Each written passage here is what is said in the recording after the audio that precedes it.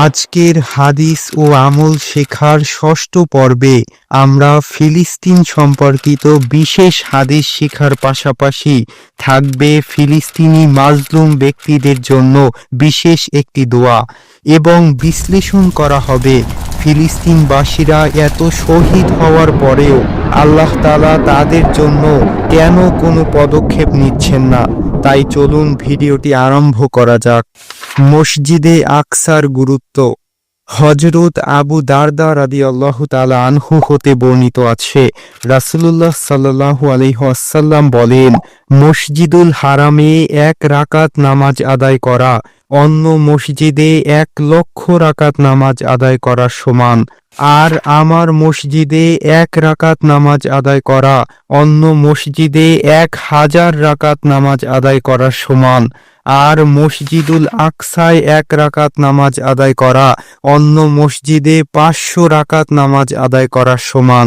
মসজিদুল আকসায় দান করার ফজিলত। হযরত মাইমুনা রাদিয়াল্লাহু তাআলা আনহা বলেন, আমি রাসূলুল্লাহ সাল্লাল্লাহু আলাইহি ওয়াসাল্লামকে জিজ্ঞাসা করলাম, হে আল্লাহর রাসূল, আমাদের জন্য বাইতুল মুকাদ্দাস সম্পর্কে কি আদেশ রয়েছে?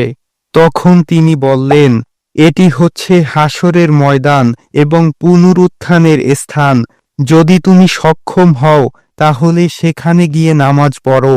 তখন আমি বললাম, যদি আমি সেখানে যেতে সক্ষম না হই? তখন তিনি বললেন, তাহলে সেখানে বাতি জ্বালানোর জন্য তেল পাঠাও।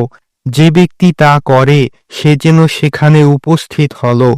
কালো পতাকা ও যুদ্ধে অংশগ্রহণ।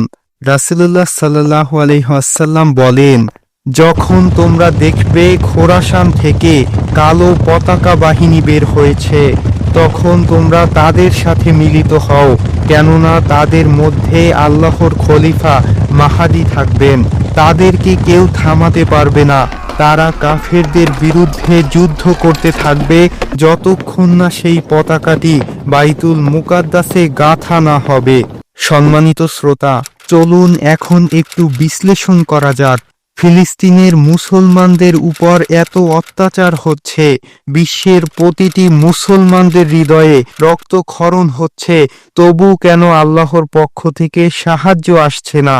আমরা কোরআন হাদিস রিসার্চ এবং হক্কানি আল্লাহর ওলিদের ভাষ্য মতে এই বিষয়টি জানতে পারি যে ইমাম মাহাদি ও ঈসা আলাইহিসসালাম যখন যুদ্ধ করবে তখন তারা ঢাল, তলোয়ার এবং ঘোড়া নিয়ে যুদ্ধ করবে। তাদের কাছে কোনো পারমাণবিক অস্ত্র থাকবে না, যার ফলে দেখা যায় যদি প্রতিপক্ষ কাফের বাহিনীর কাছে পারমাণবিক অস্ত্র থাকে তাহলে তারা মুসলমানদেরকে খুব সহজেই ঘায়েল করে ফেলতে পারবে।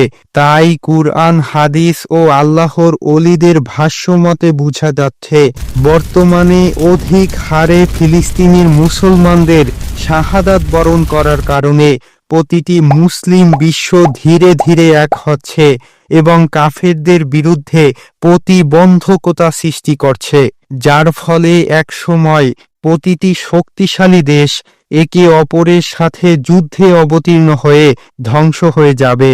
তখন পারমাণবিক কোনো অস্ত্র থাকবে না যা ইমাম মাহাদি আলাইহিসসালাম এর আগমনকে ত্বরান্বিত করবে। আলহামদুলিল্লাহ, ইমাম মাহাদি আলাইহিসসালাম এর আগমনের বিষয়টি নিয়ে অন্য একটি ভিডিওতে বিস্তারিত আলোচনা করা হবে ইনশাআল্লাহ।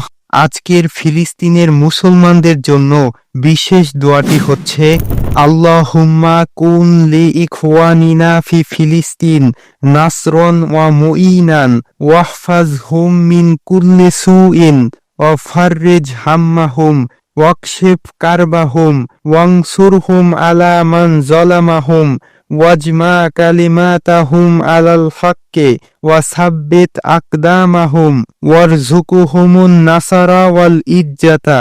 অর্থ হচ্ছে, হে আল্লাহ, আপনি আমাদের ফিলিস্তিনের ভাইদের সাহায্যকারী ও সহায়ক হন। আপনি তাদের সকল বিপদ থেকে হেফাজত করুন, তাদের দুশ্চিন্তা দূর করে দিন, তাদের কষ্টকে লাঘব করে দিন।